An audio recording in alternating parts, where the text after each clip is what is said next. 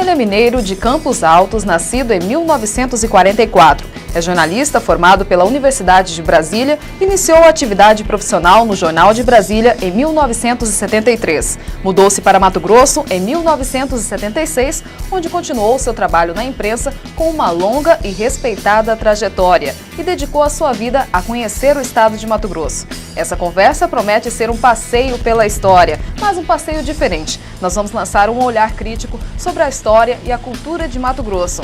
Nosso convidado, Onofre Ribeiro. Onofre, seja muito bem-vindo ao Estúdio Berocão. Muito obrigada pela sua presença e pelo privilégio dessa conversa. Muito obrigado, o prazer é todo meu. Primeiramente, me chama a atenção essa função, a quantidade de atividades que você desempenha.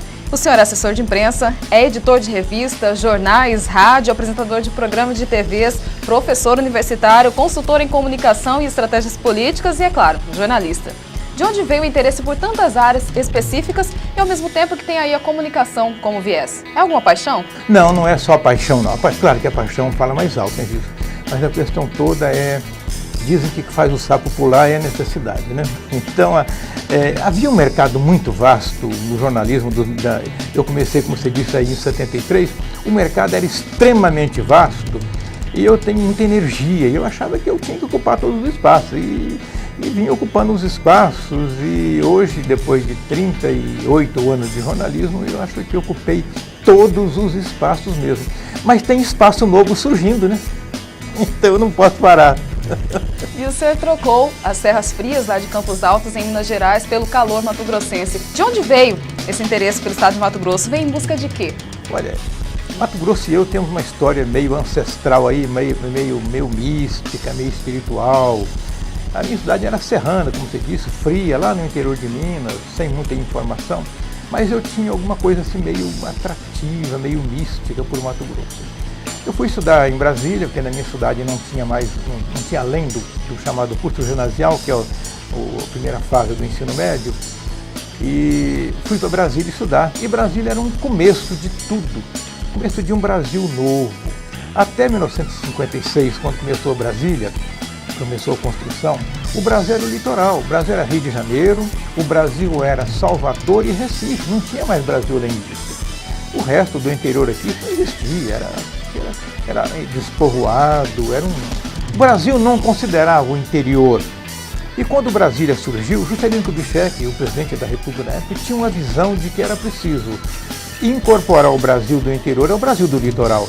Então surgiu aí em Brasília uma educação voltada para uma humanização, uma cultura que fosse a cultura de entrada no Centro-Oeste, que era rigorosamente desconhecido. Goiás, Mato Grosso, ninguém sabia que era Rondônia.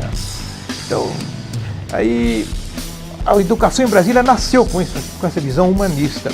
Eu fiz o primeiro grau lá, o segundo grau, o científico, lá no Elefante Branco, que era um colégio. O Elefante Branco era um novo.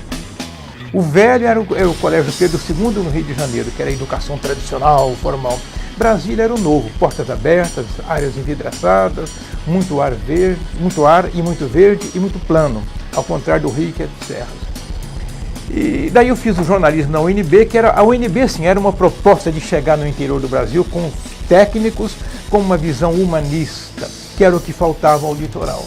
E nessa onda eu acabei fazendo jornalismo, fiquei em Brasília há muitos anos, fiquei lá 16 anos desde que cheguei.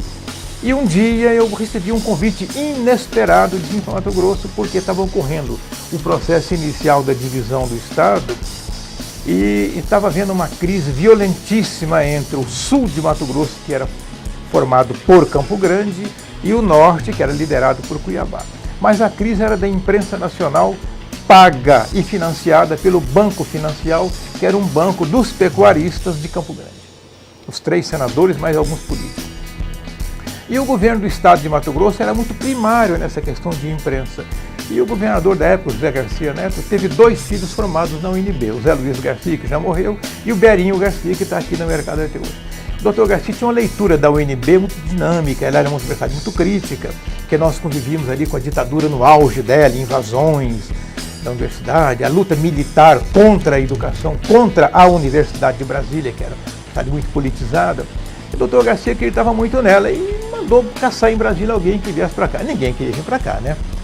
trocar Brasília por Mato Grosso, que tinha uma fama horrível, né? Falando de 76. Mas eu vou te contar por que eu vim aqui, entre outras muitas razões. Eu tinha 32 anos. Eu morria de medo de ficar velho aos 40 anos. A minha concepção é de que 40 anos estava velho. E disputando mercado com a garotada, saí da universidade. Eu vou para Mato Grosso, porque lá eu sei que lá tem tudo por fazer, e lá eu sou mais útil do que aqui. E vim, aqui tinha tudo por fazer realmente, como ainda tem, né? Embora tenha caminhado muito. E ficou essa coisa aí. Mas de imediato eu me senti em casa. E 25 de agosto de 76, 34 anos faz. E eu me senti em casa e fui acolhido como um da terra. Um carinho, um apego. E naquele tempo tinha chamado pau rodado, né? Era a maneira de dizer para as pessoas chegarem de fora, cara, você não é daqui. E se você era uma pessoa que se entrosava bem, a cuiabania te assimilava. Era um pessoal muito receptivo, muito hospitaleiro, muito afetivo. Mas se você fosse do tipo empombadinho, eles põem para fora. E pau rodado era, sai daqui, cara. Mas eu fui acolhido e fui ficando, e lá se foram 34 anos. E nesse intervalo de tempo aí eu tive que ocupar muitos espaços, porque pela juventude, pela força, e porque você chega numa hora em diante de você está o desafio, ou você faz ou você fracassa. A minha geração foi criada para não fracassar nunca. Uma geração nacionalista, que veio da estaca zero, lá das serras de Minas, do interior do país e tal. Então, eu sempre fui muito aventureiro e acho que continuo sendo aventureiro. E eu quero ver Mato Grosso daqui a 20 anos ainda. Isso também nós queremos saber já, mas eu gostaria de continuar ainda falando desse sentimento mato-grossense. O senhor se considera hoje um mato-grossense? Absolutamente mato-grossense. Tanto é que eu acho que eu posso falar mal daqui, mas não aceito que gente de fora fale. Quando fale, eu me ofendo. Eu acho que essa é a prova. Você é daqui, quando você defende, não aceita que ninguém de fora fale, mas você sente o direito de falar. Eu me sinto muito no direito de falar mal. Nós estamos conhecendo um pouco mais da história e da experiência dessa grande personalidade de Mato Grosso, Onofre Ribeiro. Nós vamos agora para um breve intervalo, dar um tempo de tomar um copo d'água e na volta o assunto continua e o assunto é água, águas do passado e águas do futuro. Vamos discutir um pouco mais da história de Mato Grosso e as percepções para o futuro de Mato Grosso, segundo Onofre Ribeiro. Não saia daí, já já nós estamos de volta.